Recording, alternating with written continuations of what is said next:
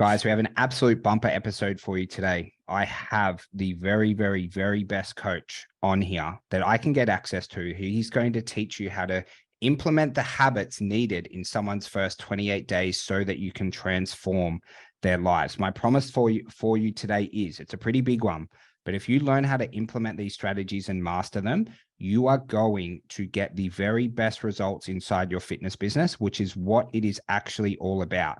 We want to teach you guys how to market. We want to teach you guys how to sell. But if you cannot get decent results, you have no right to be in the fitness industry. So take notes and get ready to take action today, because we are going to change the bloody world together, me and you, Paul. Now, Paul, my friend, this is going on the podcast today. If the podcast listeners haven't ever, kind of heard of you too much at the moment, do you want to give us a very brief background of your very extensive training and experience in the fitness industry, my friend? Yep, absolutely. So it's coming up to 20 years, I think, this year in the fitness industry. Started off in the commercial gym as a one-on-one trainer, one personal trainer of the year, 2 years in a row, which is really cool. In my second and third, that is really cool, actually. It's a cool award, eh?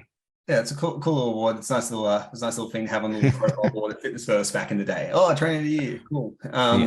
So that was fun. I've run private one-on-one studios, musculoskeletal therapy gyms, personal training facility gym that ran 400 clients, 1,200 to 1,500 training sessions a week.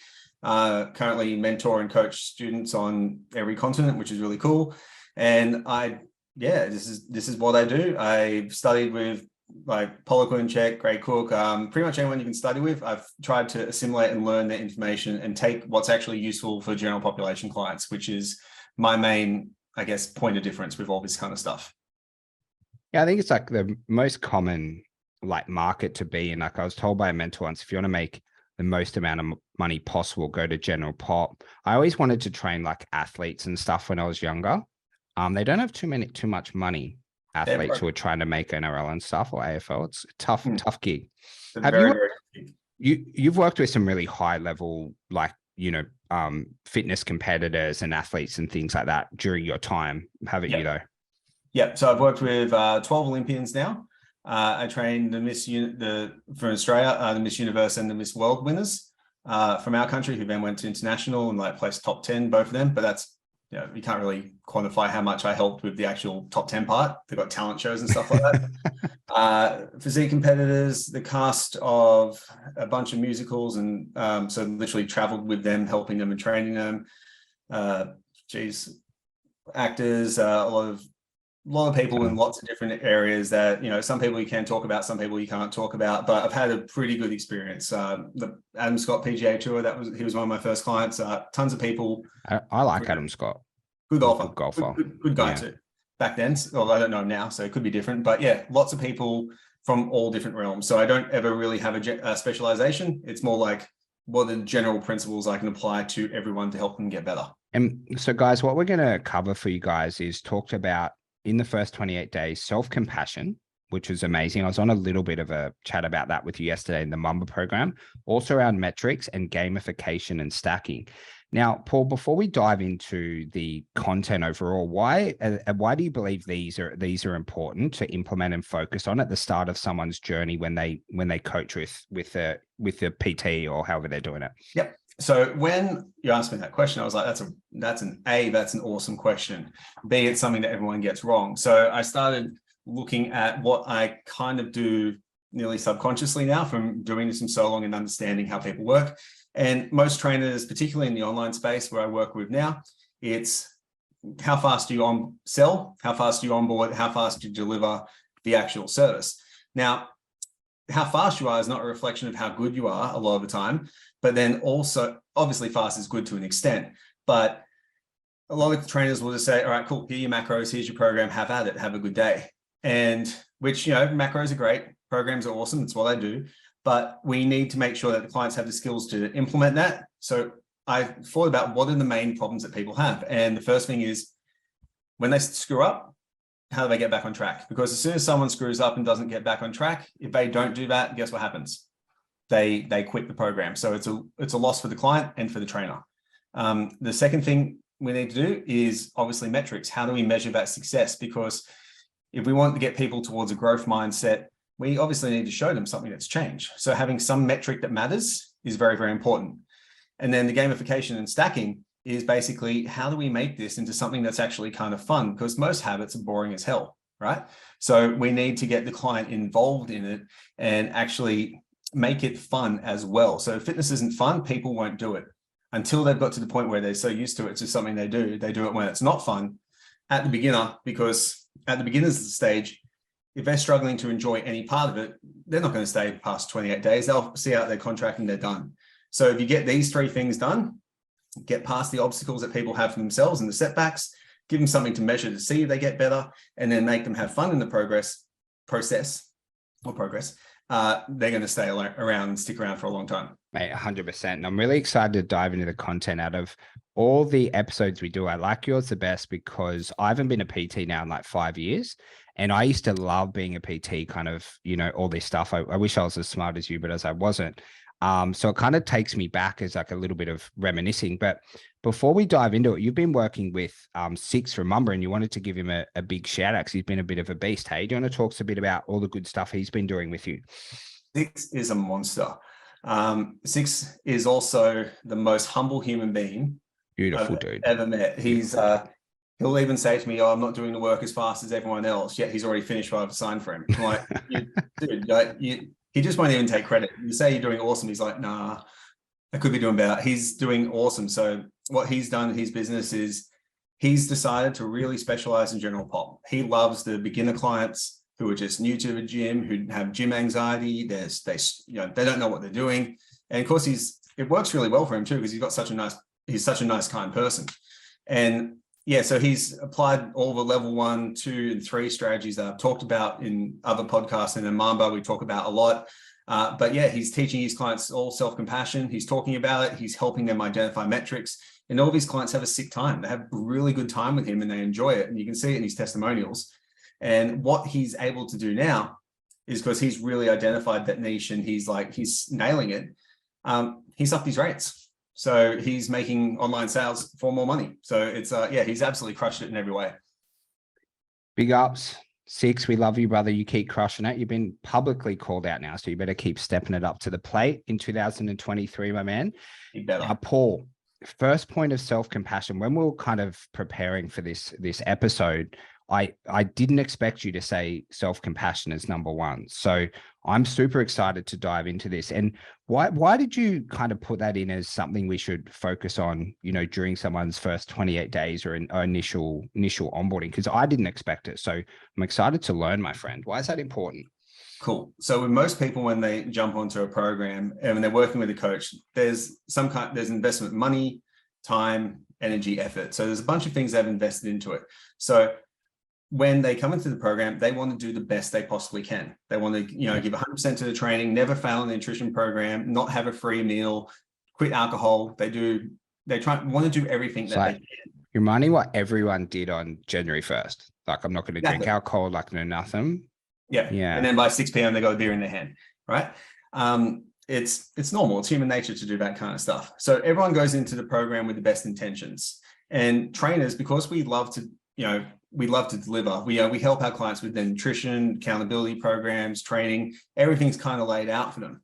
And inevitably, life always happens, right? To quote, life finds a way, like Jurassic Park says. And people screw up. They screw up all the time in the beginning part of programs. Like, they don't feel confident doing the exercises.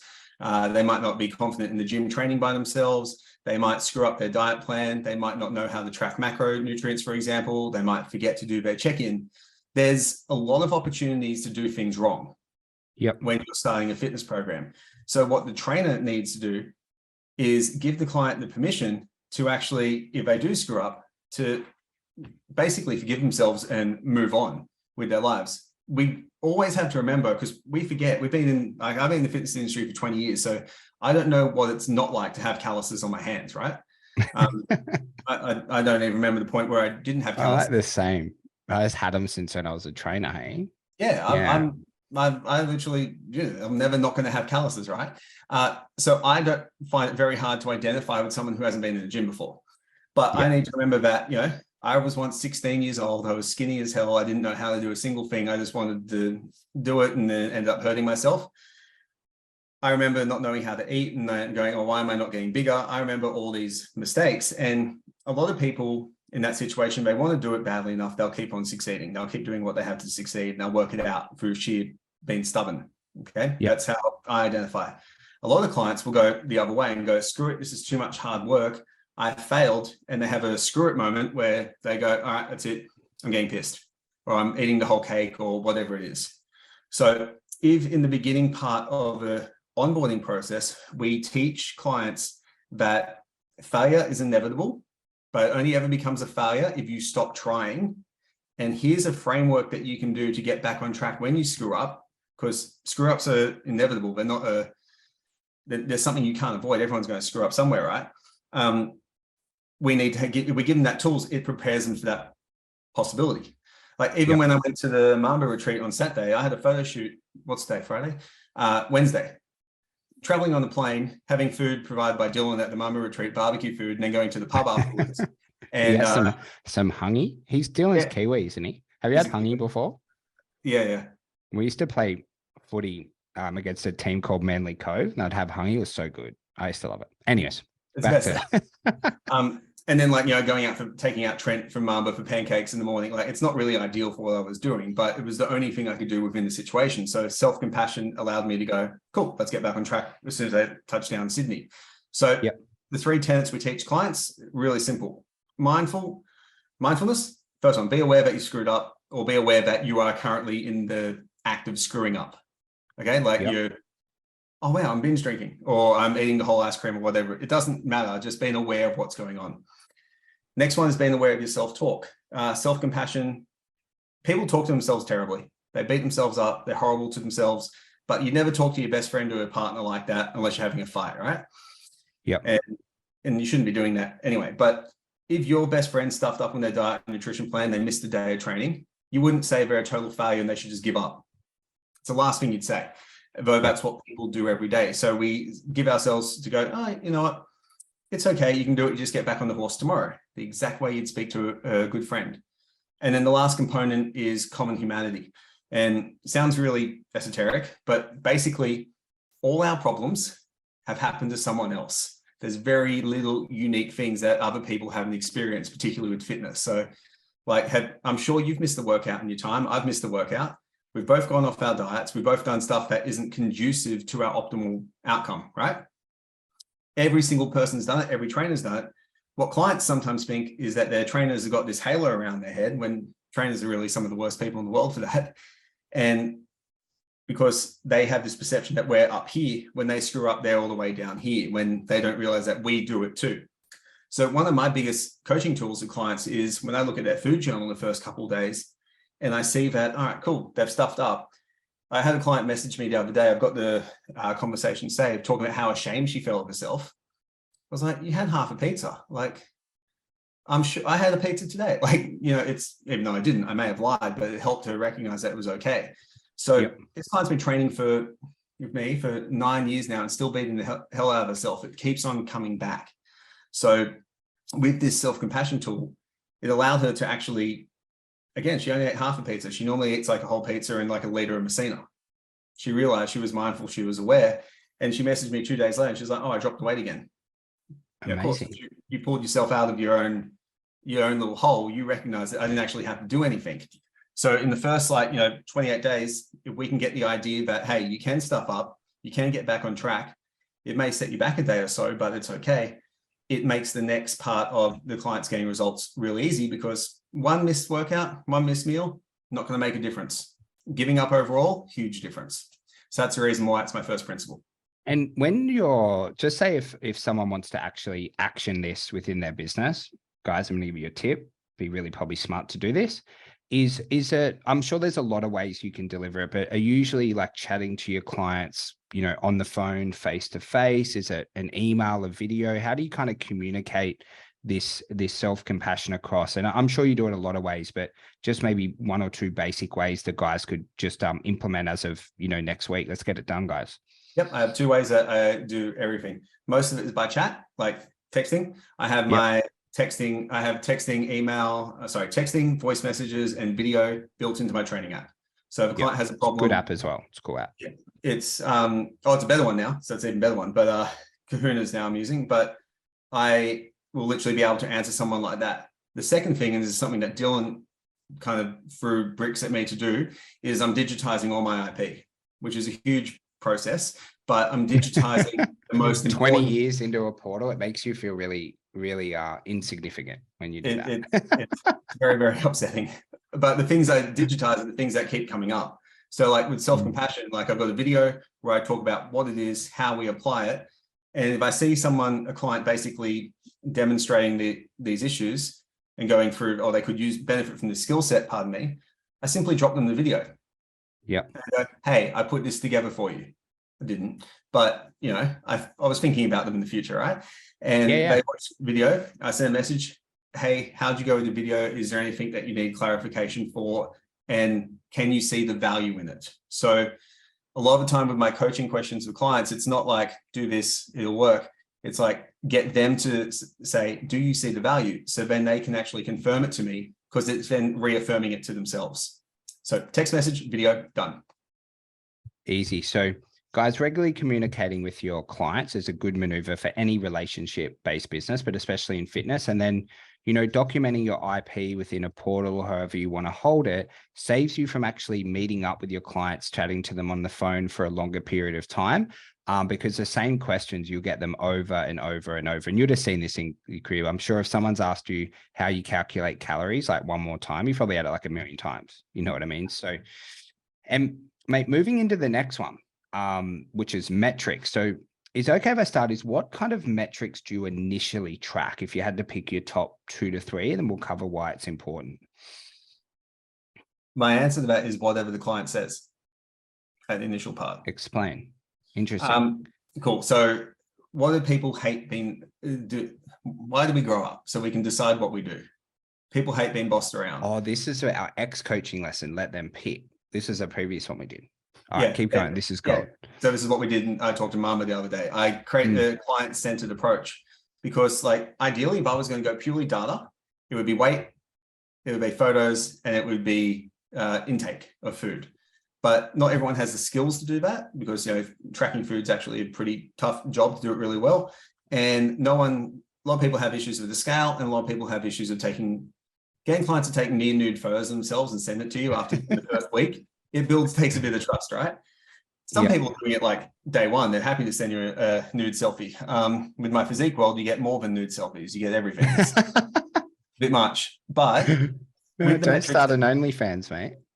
No, it's not me sending. I can use other people's OnlyFans. That can get me in trouble. But I got way too many pictures sent to me on Instagram. No, guys, he's not selling access to his Instagram. That's not happening. Don't DM me. No DMs, unless you're on the program. Now, with the metrics that matter, I asked the client, what's the important... when you explain to anyone that metrics matter, you can do it very simply. Is it valuable to you know how much money you have in your bank account? Of course. Is it valuable to know how much you have to spend, to know if you're making more money or less money? Or even your petrol in your car? You need to know, because otherwise your car runs out of fuel, you're screwed. So what I say, there's a number of metrics that we can measure to see if you're succeeding in the program. And then your goal was to lose weight, your goal was to gain muscle, whatever it was. These are a bunch of metrics that can serve that purpose. Which one of these do you feel most comfortable and most confident in? Because then the client's in control of the process, and it's not taking like an overweight 45-year-old woman who's never been in the gym before to take a picture in a sports bra and a shorts, but she doesn't feel comfortable. She can be like, I can be really comfortable with, doing a food journal and doing a scale weight once a week. I can be really comfortable with that. And she can see progress there. So it's whatever metric the client sees value in, they get to decide that. Does it take me a little bit more time to set up in the program? Not really. I just put them all in the program, and I just say, you just have to fill in this one. So like I get a daily or weekly check-in form that they can fill in what they need. Whatever they have is there. I just say, you don't have to fill in everything. You just fill in this. And eventually what happens from that perspective is the client fills in the metric that matters to them. So they feel heard, they feel listened to, they feel valued. People love, feeling valued. No one's ever said, I hate people caring about me. No one's ever said 100%. that. Well, people have said it, they probably haven't meant it. Then once they succeed in one metric, what does success give you? It begets more success. So success, rolling stone gathers no moss, snowball, blah, blah, blah, all those cliches.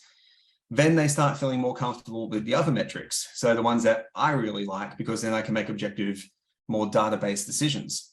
So for metrics, it's a really simple one. Ask the client where they like to measure progress, and then do that. I also use that in the assessment process. So if I'm, someone who sends their intake form and I need to do an assessment for them, there's thousands of metrics to measure someone's fitness. Like I could do resting heart rate variability, blood pressure, blood glucose, strength in all the maximal lifts, cardio fitness. And I can do that in multiple ways. I just send in the metrics and the assessments that relate to the goal. Yep. Because there's no point doing, if someone's a powerlifting competitor, and they come to me, I really don't give a shit about their HRV right now.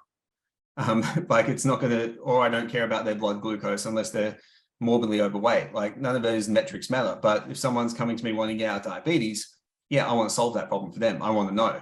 So metrics that matter go into my assessment protocol, and they go into my client accountability protocol.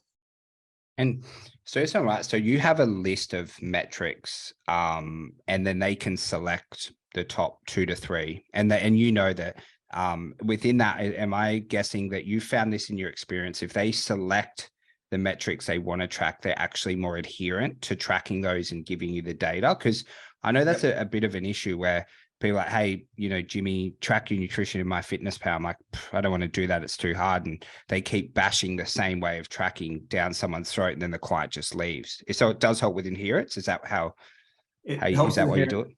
Yeah, in 2 ways. It helps with adherence in the way that the client, obviously chose it. So people are more likely to do stuff they chose.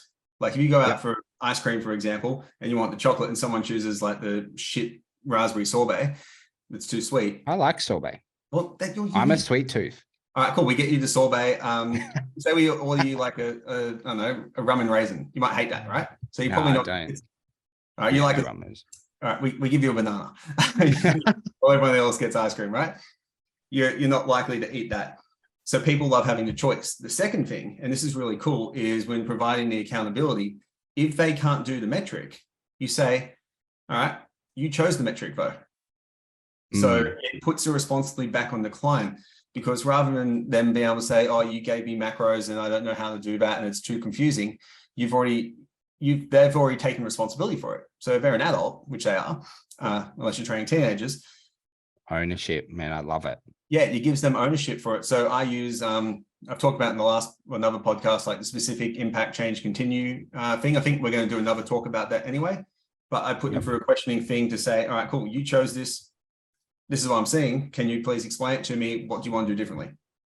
And then that way the clients kind of they have that moment of realization where, you are a good enough coach to hold them accountable, but without calling them a piece of crap. You're you're treating them like an adult, giving them autonomy, and it literally comes across like they're not trying to help you, which is so much more useful. So a lot of the time I'll say to clients, like, can you do me a favor? Can you just make sure it's done next week? And I choose those words carefully. Can you do me a favor? So that's why they're the 2 reasons why I choose those metrics. I get them to choose their metrics. Sorry. Mate, gold. Guys, that is an incredible piece of knowledge, but we're not finished. We've still got one, which again, I was so interested in, gamification and stacking. So I thought I knew what stacking meant, but I wasn't 100% sure. So firstly, you start with self-compassion, then you've got metrics. Now we're going to bring it home so that we're transforming more lives, more bodies, making people happier, making people healthier. What do you mean by gamification and stacking, mate? Cool. So gamification is basically making a game out of what we're doing, making it kind of fun and giving the client a little bit of, giving them some autonomy to control it. When you get a streak of doing something, you hate to drop it. Yeah, I track my habits a bit and I kind of like it. It's similar like that. So like the Jerry Seinfeld joke story kind of illustrates it. Like Jerry Seinfeld had the calendar, crossed the X every day, told a joke. After 20 days, he's like, damn, I can't drop that. So we try and make things into a game as much as we can. There's a reason why steps are so popular, and everyone has a Fitbit or an Apple Watch. I love it. Yeah. How many are you on today? Have you checked out? Well, man, you won't like mine. I'm at I'm at 655 today. It's bad. It's been sitting down since 7. Bad client. What I'm are you at 6,427. This Hey, is a day sweet. off. You're 10 times fitter than me. Makes sense. Science, it's in the watch, right? But people love the little watches, like the Apple Watch I love it. gamifies it by giving you the 3 notifications when you hit each thing. Like it has a circle saying you hit your steps, your stand, target, and your calorie burn. Regardless of how accurate it is, we don't care because people are like, yeah, that's fine. I didn't hit my little goal. So gamifying things is how can we make it just a little bit fun? Because a lot of the stuff we do isn't fun. Like, Yep. you know, it's like, what was it? It's like someone called it second tier fun once the other day. I was like, that was cool. Like doing a heavy set of squats it's fun. It's actually shit at the time, but it's actually really fun at the same time. So we need to help make the things that are a little bit more tedious, a bit more fun. So like I give my clients a daily tick off form and they tick those things off. And what that also helps me do is it helps me further refine their metrics or helps me refine where they're struggling. So if I see something's not ticked off frequently, like has a very low level of tick off, I might go, oh, Jimmy, I noticed you're having problem with hitting your step target or getting like a 10-minute walk in each day or whatever it is. And then we can create an appropriate strategy for that. And clients love that because it's like, oh, you pay attention. And I've got this all automated, so I don't actually have to go in and read it. It's just like it prints it out for me. That's cool. With stacking, it's referring to some people who are into biomechanics here will talk about stacking in terms of stacking the rib cage over the pelvis, which is a waste of our conversation time here. Stacking, I'm talking about habit stacking. You'll lose me on that anyway. I don't go down biomechanics. You have to do that in a solo episode. I got to work my way up to those level of conversations with you. I forget with biomechanics. I get a little bit carried away. I find it very fun, but that's because I'm a loser. Now with the habit stacking, it's basically, you know, when you do one habit, you throw another habit on top of it. Like it's the easiest way to do it. So you can coach habits in 2 ways: staggering, 1 per week, or stacking, attaching a habit to a previous habit. And then there's eliminating crappy habits, but you need to replace them anyway. So habit stacking is kind of like if a client's going to be like most of us, get up in the morning, first thing you do, go to the toilet, but then check your phone and then make a cup of coffee, something to wake up, right? Cool. In that dead time where the coffee's been made, what can you do? And you could have a glass of water, you could have your supplements, you could check your calendar for the day, get set up for the day. There's a number of different options in that dead time. So habit stacking is identifying the stuff that people do every single day and then looking at ways at making that individual time frame more productive. Like if we get clients to actually do that, you get them to create the option. I don't actually do any of the creation from it. I just say, cool, what's something that you do every single day where you could actually fit in more water? Or when you're prepping a meal, what's something that you could do at the same time? So like the value of this is really apparent when working with parents. Yeah. Because parents' time demands, certain times they suck. Like dinner time is chaos for like around, I got a 15-month-old kid running around breaking everything. So when I cook dinner at that time, which I use the air fryer for most things, because it's simple, it's time effective. I then have it stacked by packing all the dishes, getting all the clothes throughout the house, putting them all in the washer. There's cleaning up everything. Within 20 minutes, the house is clean. Dinner's cooked, kids bathed because Kristen's doing that, and everything's set up in one go. So in terms of time, something that could take 3 hours or 2 hours, we've managed to whack into 20 minutes. So habit stacking is a thing for your clients to not get as overwhelmed with all the different tasks that we can set for them. So if they want to do some mindfulness practice, we might want to combine that with getting outside and if it's a nice day in the sun. Yep. So all the different habits that we have, we pile them together and we get the client to do that in a way where it becomes more time efficient. And it's kind of like, you know, it's when, I don't know if you do it, but every day you brush your teeth, right? No, not the brushing your teeth stuff, but most people will do something the same time. Like they'll check their phone or something like that now while they're brushing their teeth. Pretty much with everything. Train, check my phone. Yeah. Brush my teeth, check my phone. Eat, check my phone. Yeah. If you didn't have your phone, that you'd find something else to fill those times in. You've habit stacked by having a phone. So what it is generally finding times when people check their phone and putting more productive things in that. Like what's something a lot of clients, because I work also with a lot of functional medicine type illness, metabolic disease type case, right? So they need to do some pretty solid stuff. I stack all their protocols together because time demands and energy demands are low for them. So if someone's doing something, all right, cool, put your pills together for the week, put it into a calendar, digitally outsource it all in one go, and then boom, you've got this thing, which is often a lot of load on someone's mind, what pills I need to take at what time, and boom, they've made it into a habit within a week. So gamifying it, where the client gets to control it, make it fun, and then put as many things into one place as possible, it allows you to get a lot more done in less time. Mate, absolutely incredible. And is there like, and I'm guessing you let your clients pick this, I could be wrong, but is there some more popular habit kind of stacking things that you've seen over the years that, the guys could either test out themselves if they're not doing it, or maybe advise it to some clients to give a try that have worked well?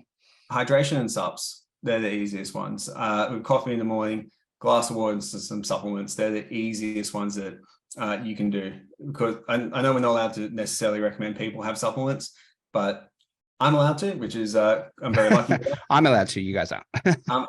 I did another qualification. I can do other things, but you can recommend stuff. It's just like you can't tell them to have it. That's a really useful one because most people's hydration is pretty shithouse. Walking and podcasts is another one, like making sure they have time for development or them time. Sun exposure and walking is really important. Training is a really good one to habit stack as well, particularly depending on the program that you got.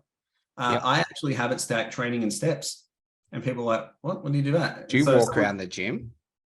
I generally tend not to. I get my clients to, but I generally tend not to. I generally sit there and curse myself for the next 5 minutes or next 2 minutes before my set. But with some clients, I get them to habit stack with that and do certain things that, they might say. It's a fitness business client that I'm working with, I might actually get them to write down ideas for content during the gym, because that's when they're at their most point. I want three content ideas during your workout. Because you watch it, you in the commercial make gym good content when you're training. You can go in any commercial gym and literally look around for 2 minutes and you got 100 ideas of videos for exercises to do better. It's not hard. They're a horrible place. So in terms of what's most popular, people generally go for the water and they go for like the hydration and supplement stuff, and then the habit stacking, like multiple cooking things to save time at the end. They're the most popular ones because they're generally the most practical. Guys, that's everything for today. Paul, thank you so much. It's such an incredible episode. Guys, as always, I've got a link below where you'll get access to our free group if you want to join. Paul's going to be producing some extra content for you guys in there, so make sure that you do jump in. We've got our most downloaded episodes, and of course, if you'd ever like to work with us at the Inner Circle team, we've got a link below as well for that. Paul, mate, thank you so much. We'll see you on the next episode. Thanks so much. Pleasure.